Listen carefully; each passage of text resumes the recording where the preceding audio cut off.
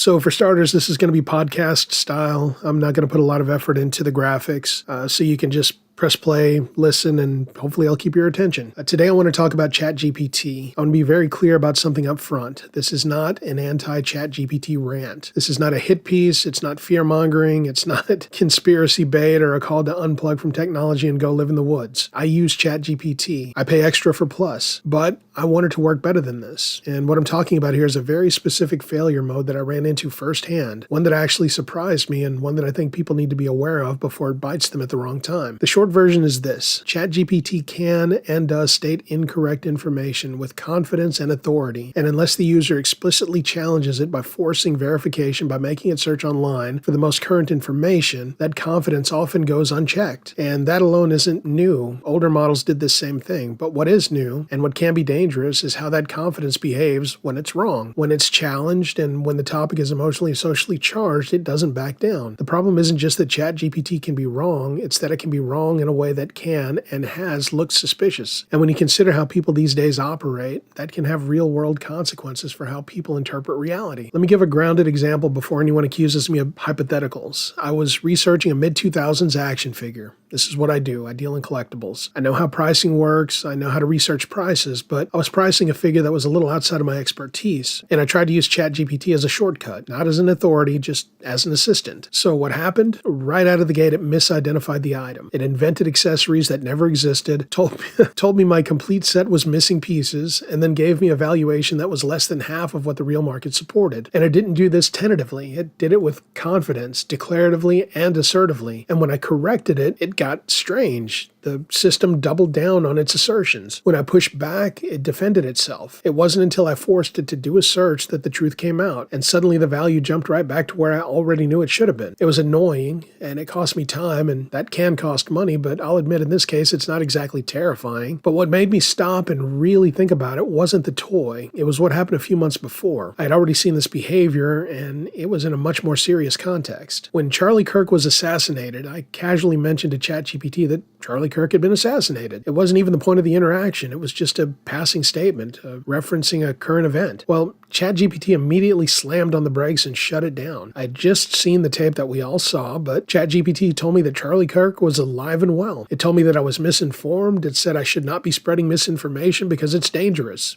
Ironic, right? It didn't check, it didn't search, it didn't say, hey, let me verify. It just asserted that he was still alive. When I argued back, it didn't pause. It defended the incorrect claim aggressively. It declared with authority that Charlie Kirk is still alive. Now here's the scary part. Statistically speaking, I was not the only person who mentioned Charlie Kirk's death to that system that day. Thousands of people likely did. Some were casual, some were confused, some were emotionally charged, and some were almost certainly conspiracy-minded people. And at least one of those people likely had the exact same interaction I did. Now imagine being that person. Imagine already believing that the assassination was staged and that institutions lie to us as a means to an end. You're already unhinged, and then an authoritative-sounding corporate system says, Charlie Kirk is still alive. That kind of thing feeds those kind of conspiracies. It confirms that kind of belief, and it's the real danger here. Some dude in his mom's basement sees the video, starts picking it apart, decides it's fake, then ChatGPT confirms his suspicions. Charlie Kirk is still alive and well. I knew it! Now, don't get too fixated on the Charlie Kirk thing. This isn't political. It's not about whether ChatGPT is left or right, biased or neutral, smart or dumb. This is about procedural behavior. When a system responds to contradiction by asserting harder instead of verifying, it creates the illusion of certainty, and that can distort reality for certain people. Humans are extremely sensitive to that kind of thing, especially during moments of crisis. Hearing that from something that you consider an authority on information being said confidently, dismissively, and without checking to the wrong person can escalate that kind of mindset. It sounds like institutions are lying to you. It sounds like narrative control. It sounds like only you and your chatbot buddy know the truth. Stuff like this can cause harm, especially these days. If you're watching this, you might be conspiracy-minded. I know I tend to be on some level, and if you're not, you probably know someone who is. And what makes this worse is that the system doesn't treat user contradiction as a signal to verify the information. It treats it as a challenge. That's a massive design flaw. In a rational workflow, if someone says this is A and the other person says no, it's B, the next step is to check the facts, not argue the position. That's how professionals operate. That's how trust is maintained. And yet, again and again, the system defaulted to defend defending its first assertion instead of stopping to confirm. Older versions of ChatGPT didn't behave that aggressively. They were more tentative, more willing to say, I might be wrong. What's changed is that the newer model is sort of an asshole and a bit of a liar. It's programmed to prioritize decisiveness and answer completion over factual information. That works great for casual users asking for recipes or summaries, but it fails catastrophically when the topic is complex, niche, or time-sensitive. So what does that mean for you? It means that most people using ChatGPT right now are probably accepting incorrect information without realizing it or questioning it. They don't challenge it because they don't know they need to. When no one pushes back, the system never self-corrects, and people walk around assuming false information is true, and they probably repeat it with the same unearned sense of confidence. And to be clear, I'm not saying don't use it. I'm saying don't use it blindly. I'm saying don't trust it completely, especially during breaking news, emotionally charged events, or in my case, when it can cost you money. Bottom line, be careful. If you treat ChatGPT like an authority, you will eventually be misled. If you treat it like a junior assistant who is in need of supervision, you can get real value out of it. So you tell me, have you ever noticed anything like this?